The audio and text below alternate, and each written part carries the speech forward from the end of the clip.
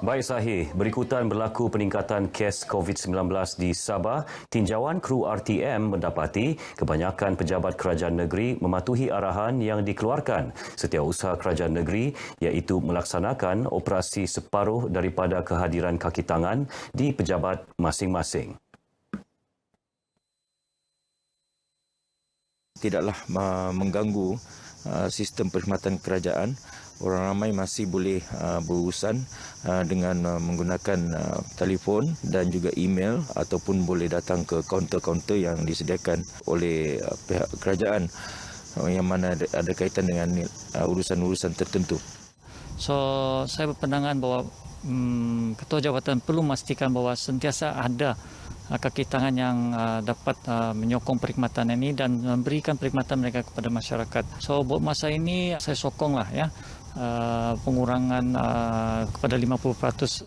Ianya satu langkah yang baik juga bagi membendung penularan COVID-19 dalam masa yang sama. Walaupun 50% bekerja di pejabat, bagaimana kita hendak meningkatkan lagi tahap kebaikan servis ataupun perkhidmatan yang kita berikan kepada rakyat.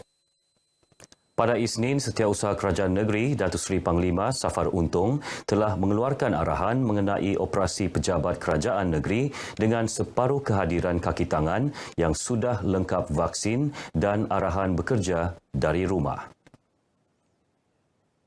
Orang ramai diingatkan agar tidak takut untuk mendapatkan vaksin dos penggalak yang disediakan kerajaan di mana-mana pusat pemberian vaksin PPV atau klinik yang telah dilantik. Penjelia Pusat Pemberian Vaksin di Ibu Negeri, Michael Ting berkata, orang ramai juga tidak perlu percaya dengan berita palsu yang ditularkan oleh pihak tidak bertanggungjawab di media sosial.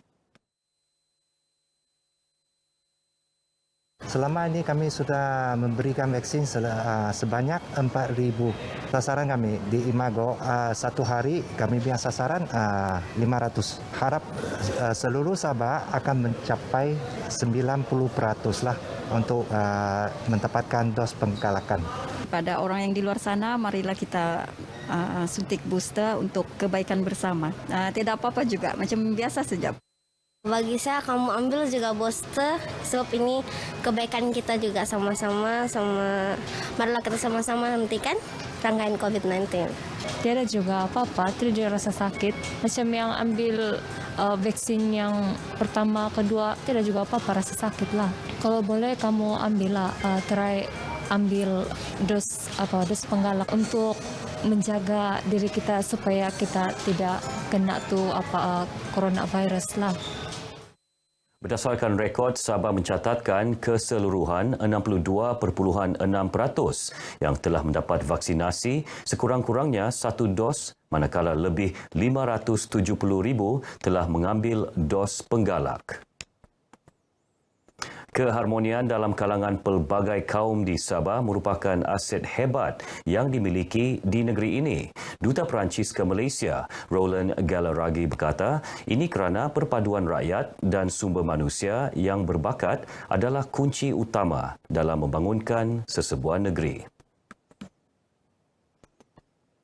Menurut Roland, Sabah juga sangat beruntung kerana memiliki alam semula jadi yang cantik dengan kepelbagaian biodiversity. This is one of the most important places in the world when it comes to biodiversity, and we hope that this will be preserved in the coming years. This is something that is very dear to us and which is part of our foreign policy to protect biodiversity. Beliau ditemui pemberita selepas mengadakan kunjungan hormat terhadap Yang di-Pertuan Negeri Tun Dr. Juhar Datuk Mahiruddin di Istana Seri Kinabalu. Kunjungan julung kali beliau ke Sabah ini adalah bagi membincangkan ruang yang boleh dilaksana di negeri ini pada masa akan datang. Ini kerana terdapat warga Perancis yang bekerja dalam beberapa syarikat di negeri ini. Seramai 10 pendatang asing tanpa izin parti warga negara Indonesia yang baru mendarat di Tawau telah ditahan dalam satu serbuan op benteng bersama pada Selasa.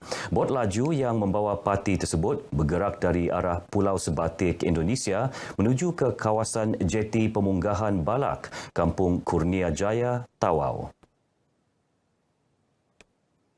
Menurut kenyataan media yang dikeluarkan, Angkatan Tugas Bersama 2 (ATB 2), hasil risikan Tim Quick Reaction Force QRF mendapati terdapat kehadiran 2 bot laju mencurigakan di Jeti Pemunggahan Balak, Kampung Hidayat. Tim QRF kemudiannya berjaya mengesan kedudukan parti yang sedang bersembunyi di kandang kambing. Pemeriksaan lanjut mendapati semua parti merupakan warga negara Indonesia. Mereka terdiri 8 lelaki berusia antara 19 hingga 51 tahun dan 2 wanita berusia 33 dan 45 tahun. Mereka berasal dari Pulau Sebatik, Indonesia dan masuk ke Malaysia untuk bekerja. Semua parti kemudiannya dibawa ke Ibu Pejabat Polis Daerah IPD Tawau bagi siasatan lanjut dan saringan COVID-19. Kes disiasat di bawah Seksyen 6-3 Akta Imigresen 1959-63 jika sabit kesalahan iaitu tinggal dan berada di Malaysia tanpa pas atau permit yang sah. Sukan Bola Sepak Piala Sabah Maju Jaya 2022. Berdasarkan 2 perlawanan, Sabah kini berada di kedudukan kedua selepas Kedah dengan kelebihan jaringan berbanding TRW Kelantan di kedudukan ketiga, manakala Sarawak United FC pula di tempat keempat. Misi memburu 3 mata penuh di Stadium Lika semalam tadi akhirnya tercapai hasil gol kedua pasukan Sabah FC minit akhir perlawanan.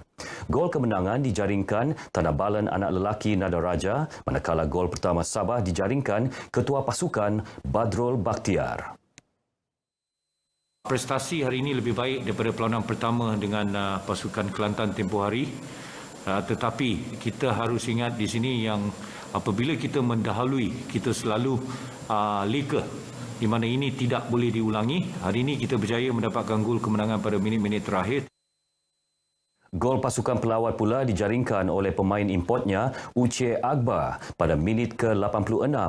Terdahulu perlawanan antara Kedah FC dengan TRW Kelantan menyaksikan Kedah FC menang dengan keputusan 1 berbalas 0. Piala Sabah Maju Jaya antara lain adalah medan menilai persediaan pemain dan jurulatih 4 pasukan tersebut. Sekian berita dari Sabah, lengkapkan vaksinasi dan dos penggalak anda. Utamakan SOP, elak tempat sesak demi keselamatan semua. Kembali bersama Sahi di Angkasa Puri, silakan.